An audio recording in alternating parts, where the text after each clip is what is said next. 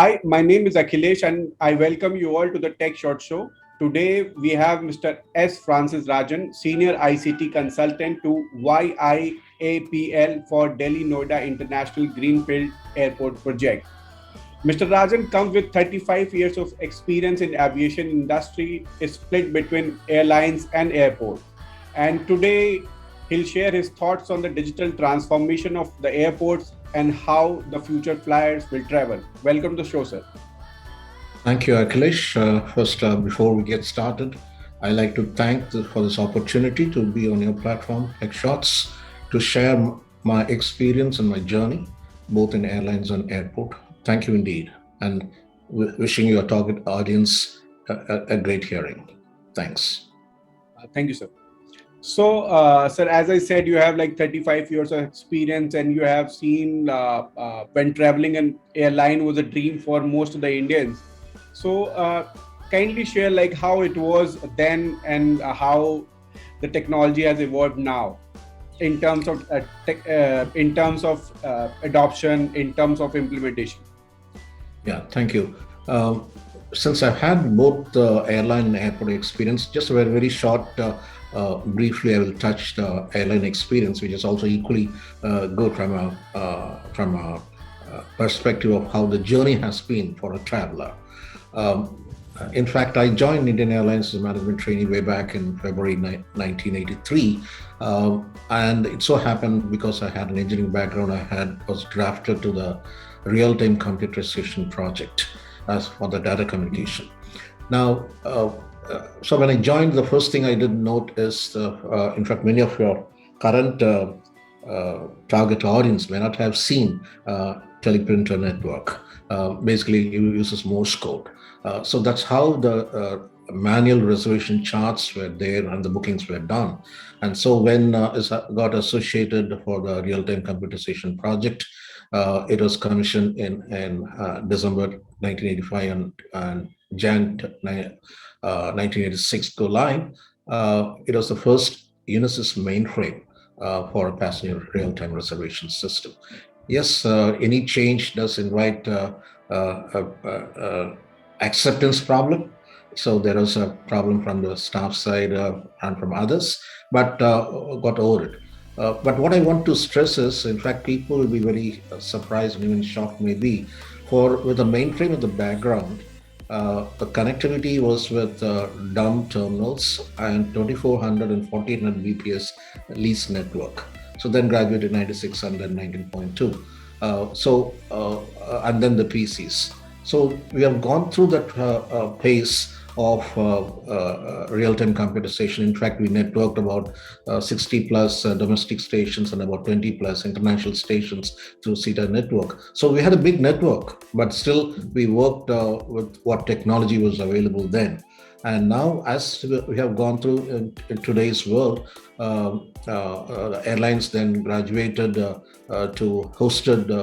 managed hosted services on mainframes. The Sabres of the world, the Amadeus of the world, the CETAs of the world gave that kind of a service. So we have gone through this pace, and primarily at that point in time, each airline had its own booking offices and travel agents and airport offices. But as you could see today's world, hardly any airline would have a booking office, city booking office. Okay, and the travel agents is mainly maybe only to the corporates to give as a service. Otherwise, that to in-plant service. So otherwise, you find that airlines have got their own web services to offer, and the users, the travelers, find it easy and to manage their own bookings, personal bookings. So that's the transition, and there you could see that a transition to mobility form factor. Okay, so that's the airline piece. Now, airlines, when we travel across the airports, the Esther years, if I were to roll back, primarily it was airport authority airports, and the business model of airport authority was to not to operate the operations of the airport operations, but leave it to the respective airlines to manage, and the ground handlers to manage themselves. So we had silos. So the passenger had different experiences based on the airline and what it had to offer. And, and so subsequently, when private airports came into vogue, the first such airport conceived under PPP model, public-private partnership model, was Bangalore International Airport. So I had after working for 23 plus years in Indian Airlines, I had the opportunity and the privilege of getting on board in July 2006 as CIO for BIL Airport and be a core member. So it was any greenfield project, I would say, not necessarily only airport, is a great learner and a great experience, because you get to see like a children growth. You'd see from sort of a bland ground, uncultivated ground, and then you see the digging, you see the structure coming up progressively, and then you finally see an edifice. What you get to see in front of you then gives you that satisfaction that something has been seen and built across with the team.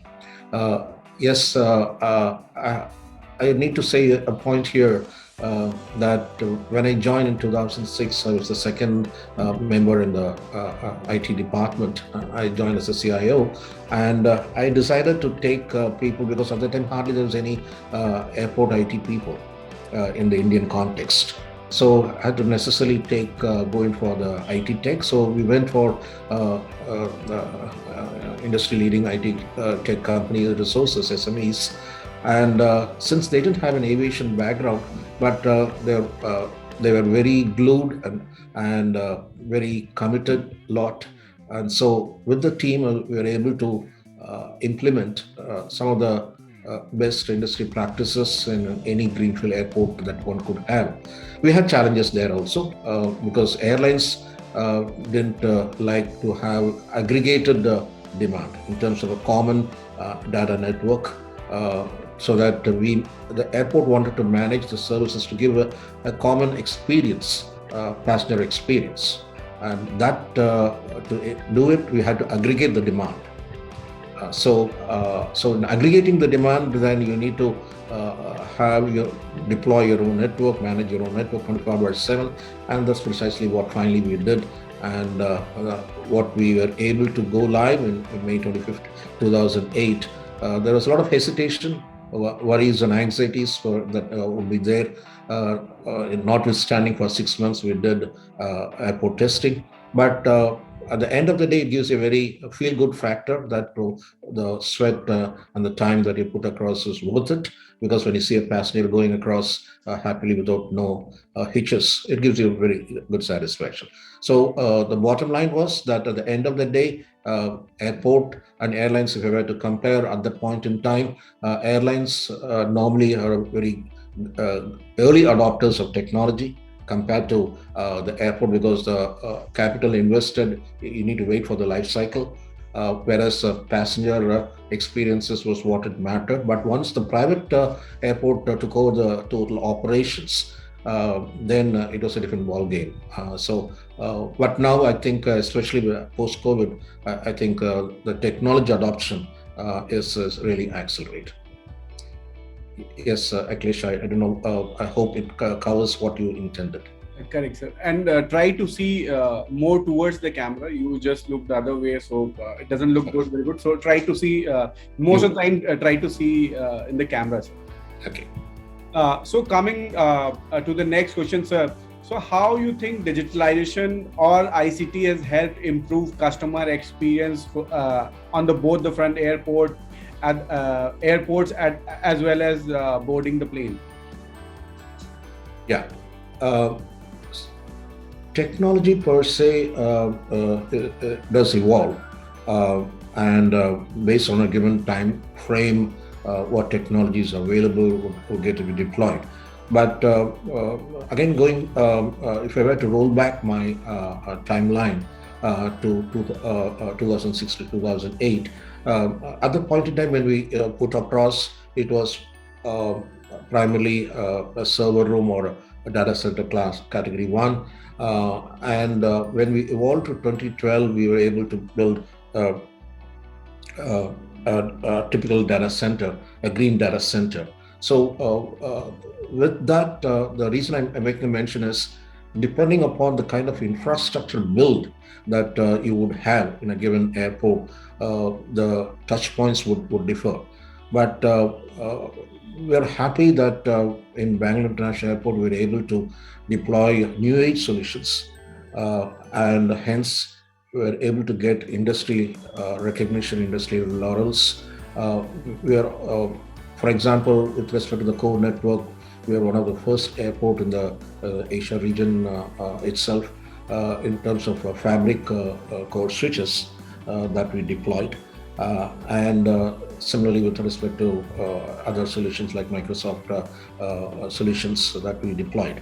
So primarily at every stage, we looked at what would enable the passenger comfort level and experiences.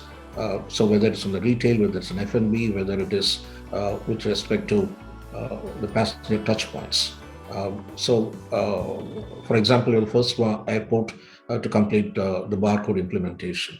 So basically, we needed to look at that point in time what was needed from a customer perspective, traveler perspective. Apart from that, as a greenfield airport, since we took over the as an ICT service provider, uh, uh, it was it behoved on us to ensure that all the customers in the campus, be it airlines, be it ground handlers, cargo handler, fuel farm guys, or the various retail and F&B entities. So every eco partner in the system, in the physical space in the airport, their services was rendered 24/7 by ICT with my team. So and we had ensured a guaranteed a service level of minimum 99.9, and we were able to deliver what we offered. The reason I just dovetailing on this, any airport, especially airport, is totally system driven. And to the maximum extent of that point in time, digital. I'm not saying digitizing. I'm saying basically the systems were digital systems. So primarily to give that kind of an uptime, we need to do the integration. At that point in time, the integration was done through information broker to connect the various critical airport core critical systems. So that by itself ensured that the applications that we give, whether it is at a check-in, whether it is at a boarding gate, so each of those touch points or the inquiry, so at each of the touch points, we are able to ensure that the passenger was getting the relevant real-time updates and information. And one of the things that we pioneered at that point in time was to have an airport operations control center where not just the airport person, but all the airlines and the eco partners were positioned in the same premises, and the data was shared so that the turnaround times was ensured. Because at the end of the day, the passenger expects not only in terms of a grandeur airport terminal, but the quick turnaround so that there is no time lost in terms of delays. So the turnaround time was very critical for any airport, and that Bangalore Airport was able to consistently ensure, and that was the delivery. So it needed an orchestration of resources and systems and integration of systems, and that enabled that right orchestration and the right outcomes. Yes. So Yamuna International Airport is scheduled to go live by 2024, and it says that a digital airport in making. So would you like to elaborate more on that? Yes. Yamuna International Airport is a company, and Noida International Airport is the brand name, and it is planned to go live in Q3, Q4 of 2024. Maybe Q3 it will happen.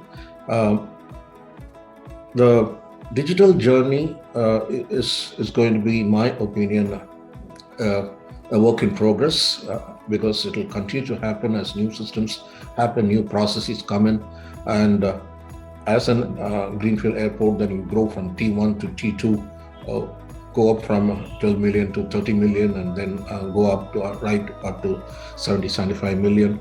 So the entire growth story is going to happen. So it's going to be evolving. And for example, today, uh, 5G implementation is being awaited. By the time we reach 2024, you're going to witness 5G is common implementation across. And by that time, already industry is working on 6G and some in 7G as well. So the kind of data crunching that is going to happen is going to be humongous. Now, you get to see today, especially in airports now, smart solutions is what is going to be the order of the day, like smart buildings. So you have smart, see, primarily the digitization or digital journey for an airport is a work in progress. That's how I would term it, because new systems will come in, new processes will come in, and you need to do a digital orchestration. That is given, that needs to be done. As far as Noida International Airport is concerned, um, there are many things that, as a greenfield airport, one would like to envisage and try to use that opportunity of being a greenfield airport to deploy digital solutions and automated solutions. Now, thankfully, today we are spoiled for choices. I would put it that way, because most of the original equipment manufacturers, in the light of COVID impact, have also upscaled their technology base.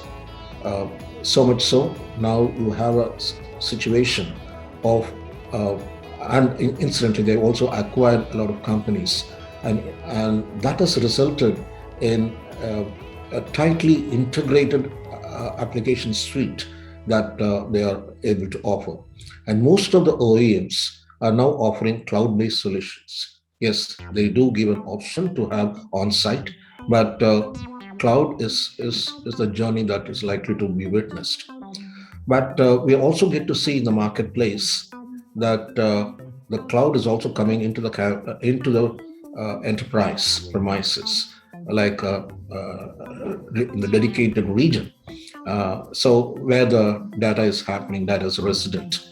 So now you have a on-premises data center, you have a public cloud, you have a private cloud, both managed. Then you have a dedicated cloud in your premises. So you have a choice. Maybe it's going to be a hybrid selection. So it will depend on what the management of the airport would get to choose and what to be comfortable. Whether it's an airline or an airport or eco partner, at the end of the day, what to best suit their, because now you can choose a slew of services on a pay-to-use basis. So it's going to be, it has turned out to be a consumption model of services. So you are in a position to deploy, and you are no longer bogged down on a capex mode, but you are now on a opex mode.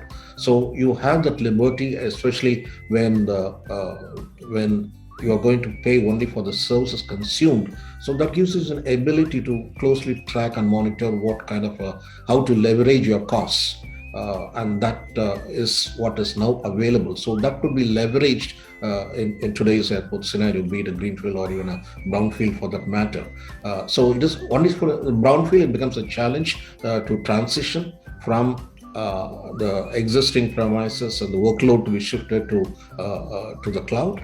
But coming back to the Noida airport, I would tend to believe that you have the I'll take an example.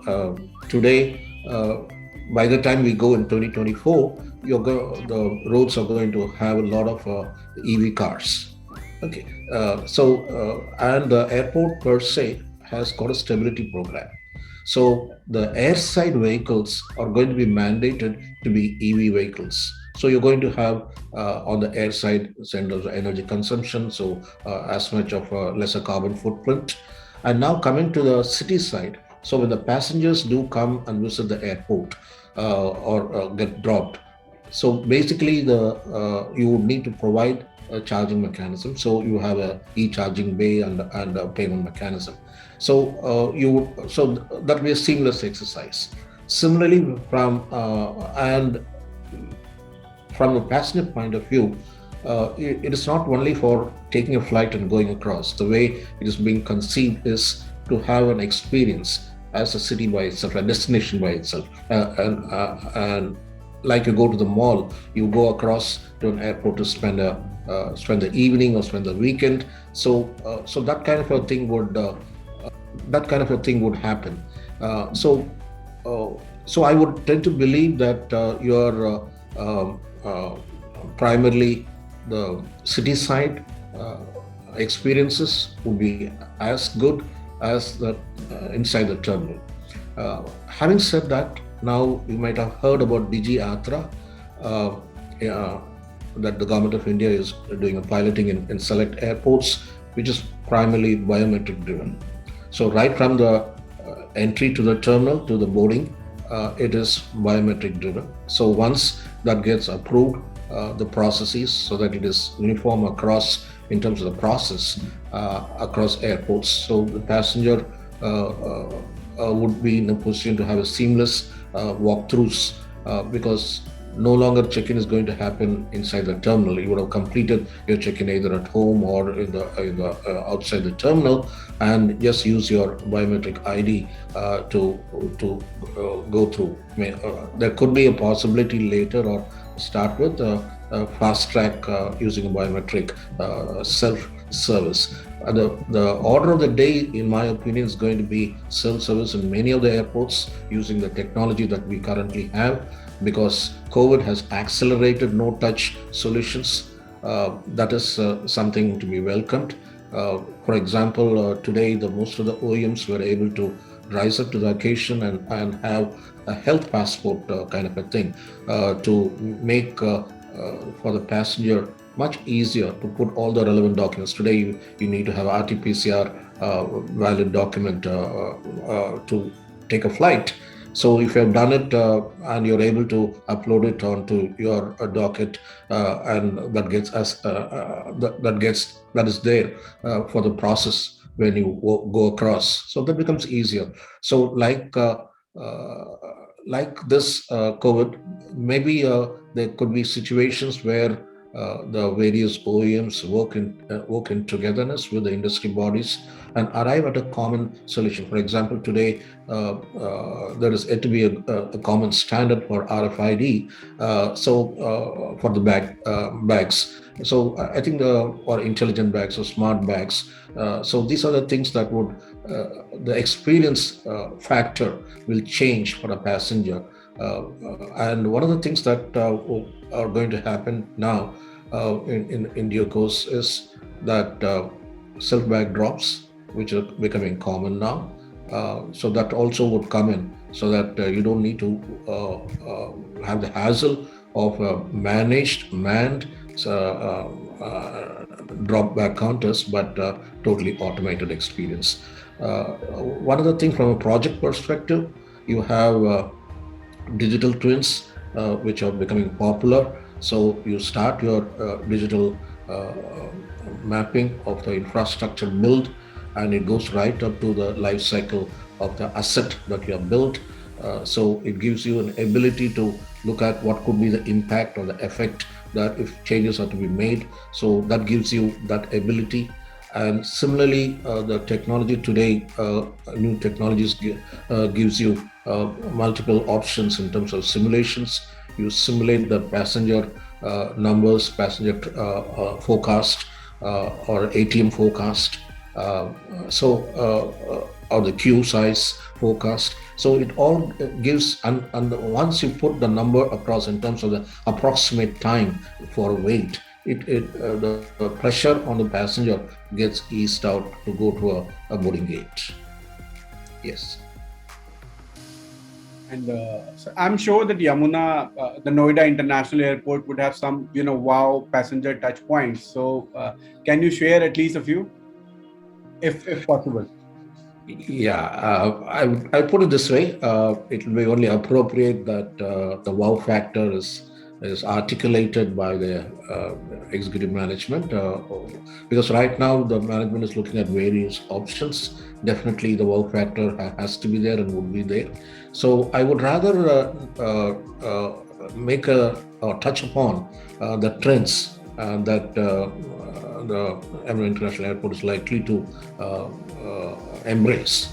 Sure, sir. Uh, Say, for example, today, as I earlier alluded to, the integration platform was purely uh, on the information broker, uh, because all the systems were on site, the traditional systems.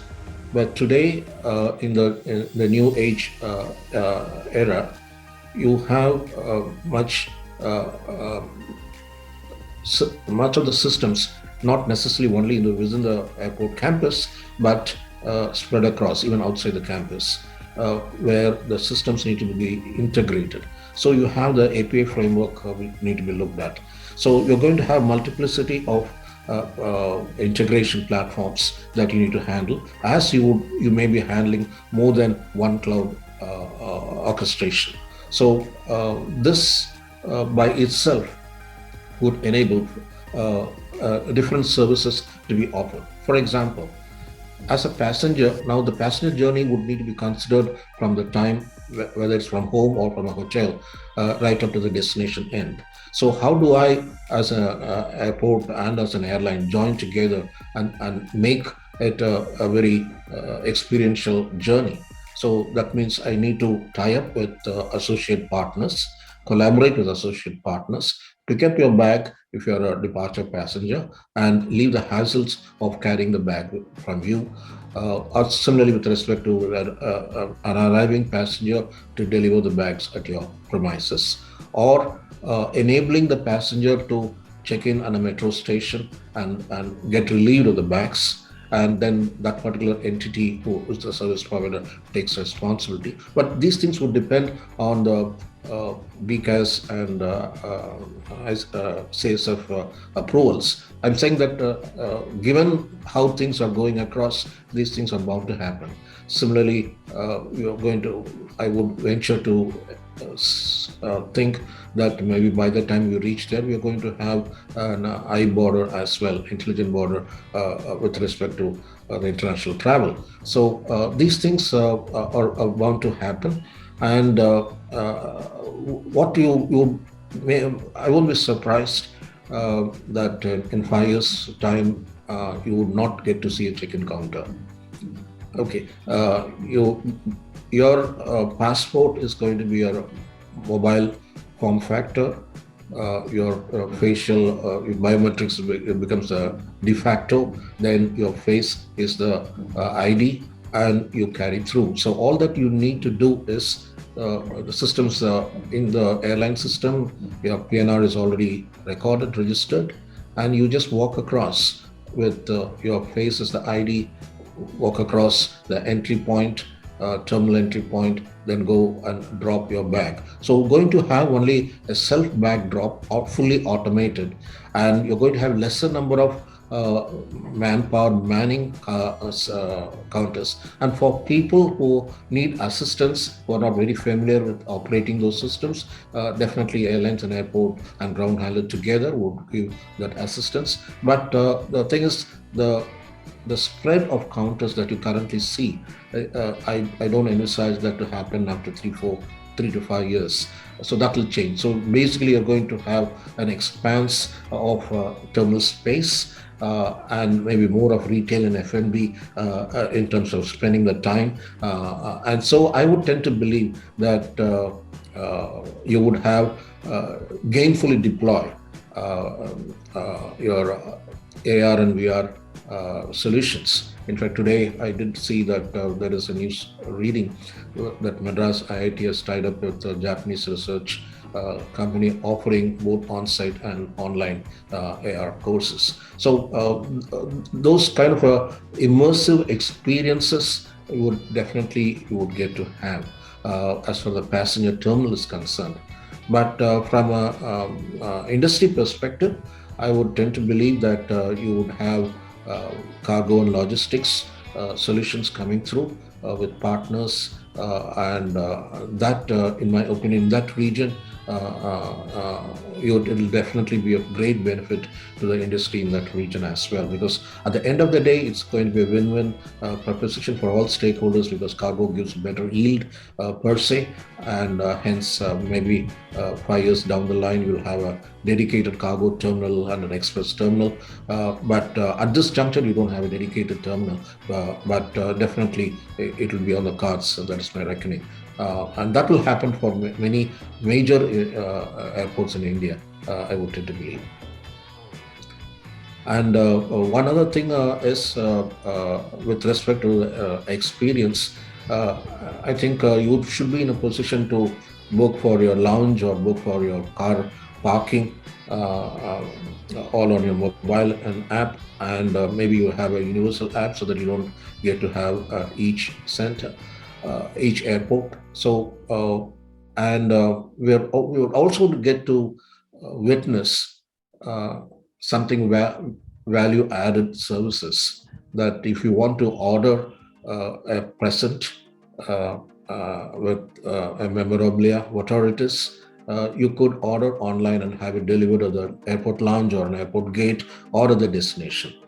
Similarly, with respect to the food. So that's why I talked about pairing and collaborating with different eco partners outside the physical space of the airport, and hence you need a dynamic integration platform, and to change that experience factor for the passengers.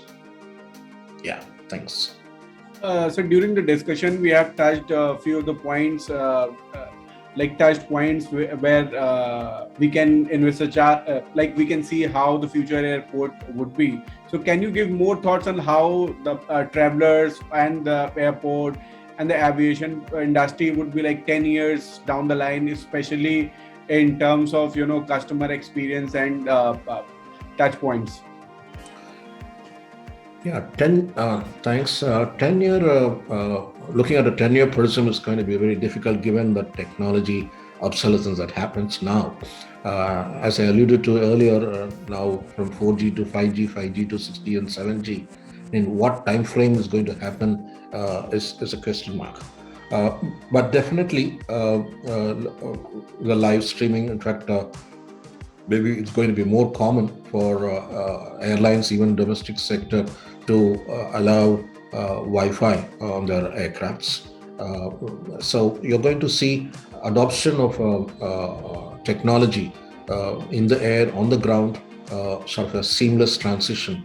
From the time you leave your home or a hotel, you could be hopping different hop points, but you'll be seamlessly connected.